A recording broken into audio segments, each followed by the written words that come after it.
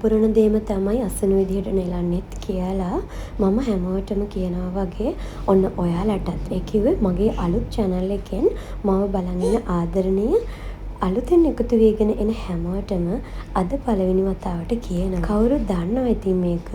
ඒ වුණාට එක එක කාලා තියෙනවනේ අපි මොරන්ඩුයි අපි කියන දේ අහන්නේ අන්න ඔය වගේ කාල. හැබැයි ඔය කාලවලදීත් අම්මා තාත්තා වැඩිහිටියෝ කියන දේවල් උපදෙස් දීම් වදයක් කරගන්න නම් එපා. මොකද හරියටම ජීවිතේ මොකද්ද කියලා තේරුම් ගත්ත දවසක ගොඩක් පසුතැවෙන්න වෙයි අතීතය ගැන මතක් කරලා.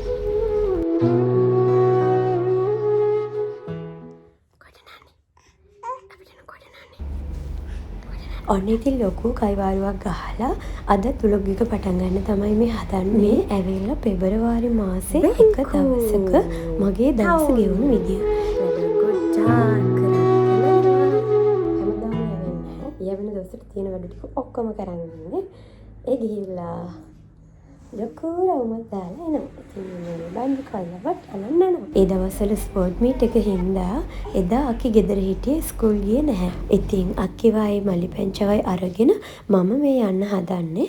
අර මාසේ අවසානයේ ගොඩක් අය කරනවා වගේ මුළු මාසෙම හරි හම්බ කරගත්ත මුදල් වලින් අඩකටත් වැඩිය අපිට නම් තියේ ගෙවීම්.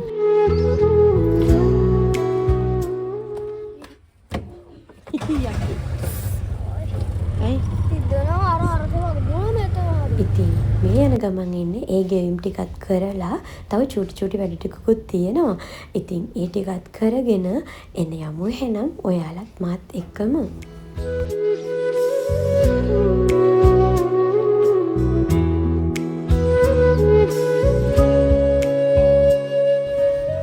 මුලින්ම ආවේ DFCC එකට.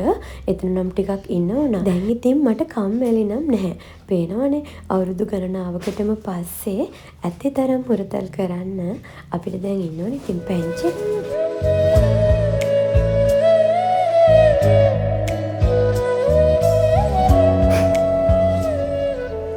උදේම කවාගෙන නාවලා පොඩි නැප් එකකුත් දීලා තමයි මන් මෙයාව අරන් ආවේ.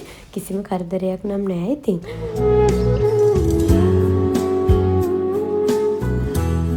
තිබහ වෙලා ඉන්න ඉතින් පේනවනේ. ඊළඟට ආවේ මම මේ RDP එකට. අපි ගොඩාක් ගණදෙනු කරන්නේ මේ බැංකු දෙකත් එක්ක. ඉතින් එතන වැඩ කරගන්න තමයි මේ හදන්නේ. ඉස්සර ඉඳලම ගණදෙනු කරන නිසාදෝ මන්දා හරිම ෆ්‍රෙන්ඩ්ලි විදිහට වගේම නීට් එකට ඒ වගේම කිසිම රස්තියාදුවක් නොකරම ඉක්මනට මට නම් සේවාව ලබා දෙනවා මේ බැංක් එකේ මැනේජර් ඉඳලා අනිත් අය දක්වාම. අපේ චූටි අතේ හිටපු නිසා ඒ ස්ලිප් එක පවා මට නම් හැම පාරකම වගේ එතන ඉන්න සර්ලා පුරවලා දෙනවා. ඔන්න අපි මේ උඩට යනවා තව චූටි වැඩක් කරගන්න.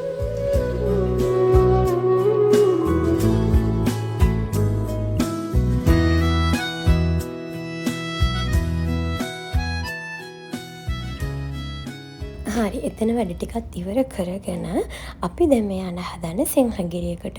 අපේ ගෙදර තිබුණ ටීවී එකේ ඉරක් ගිහලා ඩිස්ප්ලේ එක සවුත් වුණා. ඊට පස්සේ අපි මෙතනින් ටීවී එකක් අරන් ගියා. ඒකේ වර්කේ දාන්න තමයි දැන් මම මෙතෙන්ට ආවේ. මම බලබලිනේ යෆාය එකක් මට ආස හිතුණා. ඉතින් ඒ වුණාට දැම්ම නම් බැරි වෙයි. එතන ගොඩක් දේවල් වලට ඔෆර්ස් දාලා තිබුණා. මං හිතන්නේ ඉස්සරහට අවුරුදු සීසන් එන්න හින්දා වෙන්න ඇති.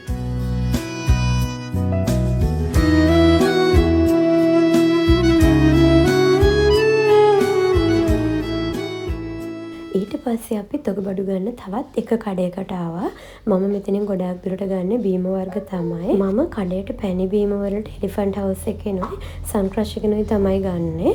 තව කොකාකෝලා බ්‍රෑන්ඩ් එකේ බීම වර්ග ටික ගන්නවා. ඉතින් මෙතනින් ඒ ටිකත් අරගෙන වීල් එකට දාගෙන අපි යනවා අපේ අකි බබාටයි මටයි. අපි ඔන්ලයින් බතික් රිදි අර ඔෆර් එකක් තිබිලා ගෙන්න ගත්තා. අර කෑලි 5ක් එකට ගත්තම පොඩක් ගාන අඩු. අන්න ඒ රිදි ටික මහන්න දුන්නේ මෙන්න මෙතන. ඒ වුණාට එදා මහල තිබුණේ අකිගේ ගවුම් දෙකක් විතරයි. ඉතින් ඒකත් අරන් ඔන්න අපි ගෙදර යනවා වීල් එකත් පුරවගෙන.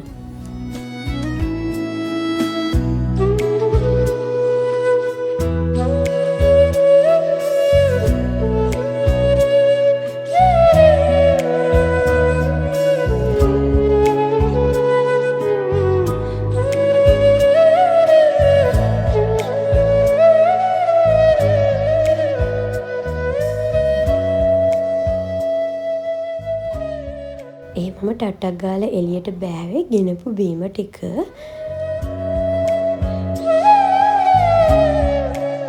මේ තියෙන්නේ අකිට අර බතික් වලින් මහපු ගවුම් දෙක. මෙන්න මේ ඇඳුම් දෙක ගෙන් තමයි අපි ගියේ. තව ඇඳුම් දෙකක් තිබුණා. ඒ දෙක හරියට කම්ප්ලීට් කරලා නැහැ. එහෙම ගෙන්න බැරි වුණා. අක්කි ගෙවියන්. සාමාන්‍යයෙන් මෙහෙම ගමනක් ගිහිලා ආපුවාම අක්කි බබා ගෙදර ඉන්නවා නම් පොඩි අමතර කෑමක් මල්ලිට කවලා එයා වොෂ් එහෙම දාලා එයාව අක්කි නිදිත් කරනවා කකුල් දෙකේ කොටයක් එහෙම තියාගෙන නලවලා. මේ සාලේ තියාගෙන තමයි එයත් ඉතින් කාටුන් channel එකක් එහෙම දාගෙන එයා ඒවත් බල බල මල්ලිගේ වැඩත් කරලා මට ලොකුවට උදව් කරනවා ඉතින්.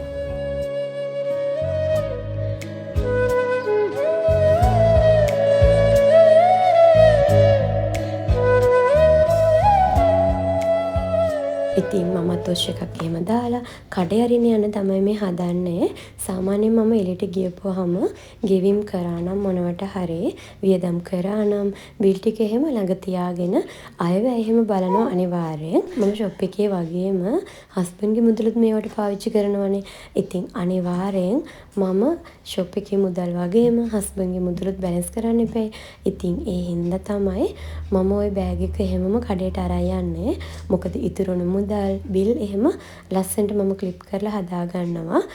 ඉතින් එහෙම පිළිවෙලට ඒ වැඩේ කරපුවාම හරි නිදහස් ඔළුවට.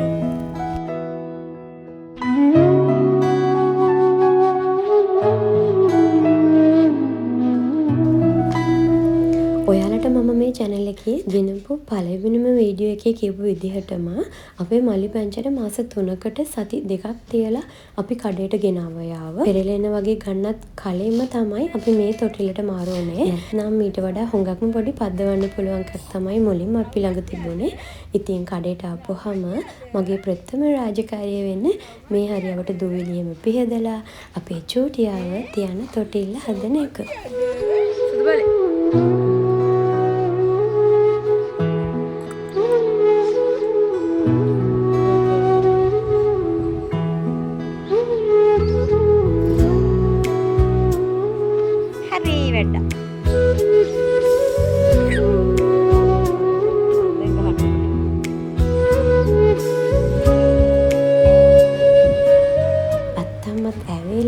මල්ලි බබත් එක්ක චුට්ටක් කුරතල් වෙලා අපේ අක්කි බබාවත් ගණන් පන්තියට දාගෙනම එයා පොළට යන්න ගියා. බයි අක්කි. ඇයි? ඔන්න අක්කි ආයෙමත් ඔය ගෙදරට දිව්වේ එයාට පොතක් ගන්න අමතක වෙලා අපි දෙන්න ඉතින් ආයෙමත් කඩේ ඇතුළට ආවා.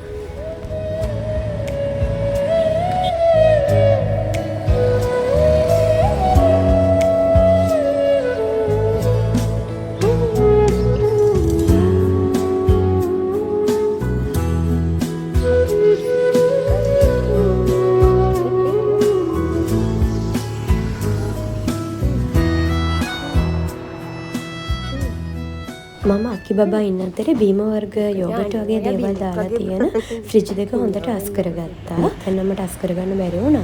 මම සාමාන්‍යයෙන් කඩේට ආවහම මුලින්ම මල්ලියව දොල් කරවලා කඩේ අස් කරගෙන පහන තියාගන්නවා. අද දවල් වුණානේ. ඉතින් අද ඒ මුකුත් කරගන්න බැරි වුණා. අස් කරන්න ගොඩාක් තියෙනවා. ඉතින් අරගෙනපු ඒවා ටික ඔක්කොම හොරලා පැකට් ටික කඩලා ෆ්‍රිජ් එකට නම් ඔක්කොම ටික දාගත්තා.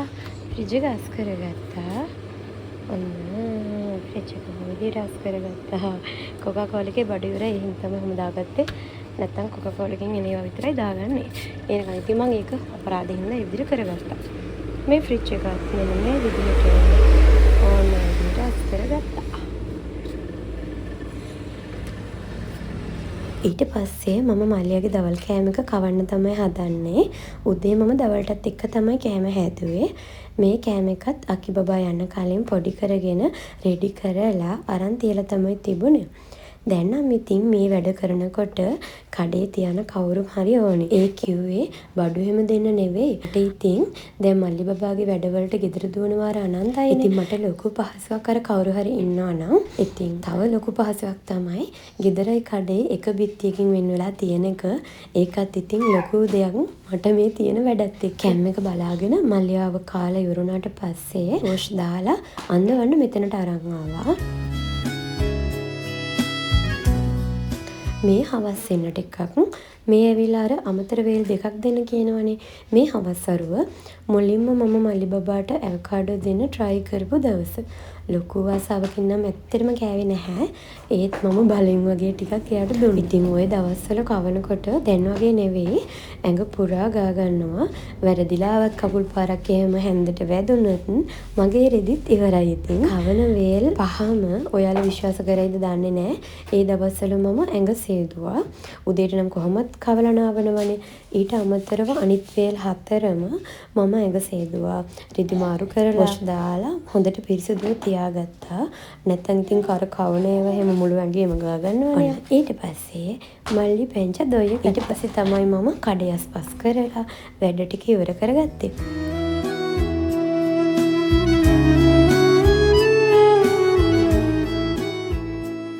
දැන් නම් මේ හොඳටම හවස් වෙන්න අම්මා පොලේ ගිහිල්ලා ආපුවාම අනිවාර්යෙන් එයා මට එළවලු මොනවම හරි දීලා යන්නේ.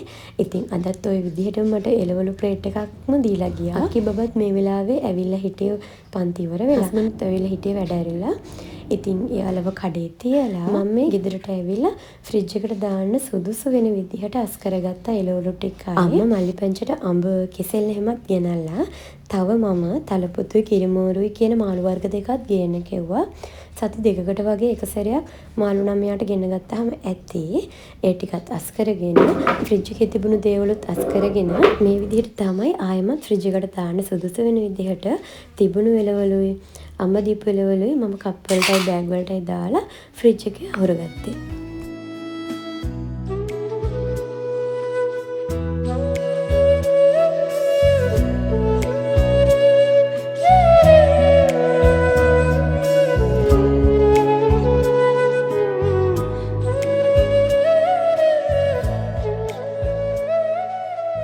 දැනම් හතරත් කිට්ටු වෙන ළඟයි. ඔන්න කඩේ පහන තියන්නේ මම දැන් තමයි.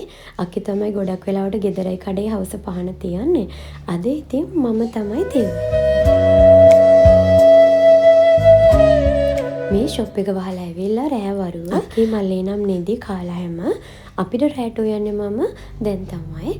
කොහොමත් එහෙම තමයි. මටයි හස්බන්ඩ්ටයි රෑ කෑම එක අපි හදාගන්නේ ෂොප් එක වහලා ඇවිල්ලා.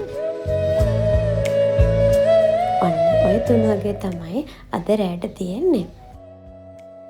ඉතින් මම තමිල් එකේ කියලා තියෙනවා වගේම මම මගේ ගෙවන ජීවිතේ දිහා ආපස්සට කවදා හරි අනාගතයේ දවසක හැරිලා බැලුවොත් ඇත්තටම මගේ ශබ්දකෝෂයේ කම්මැලි වචනේ නැති තරම්ය.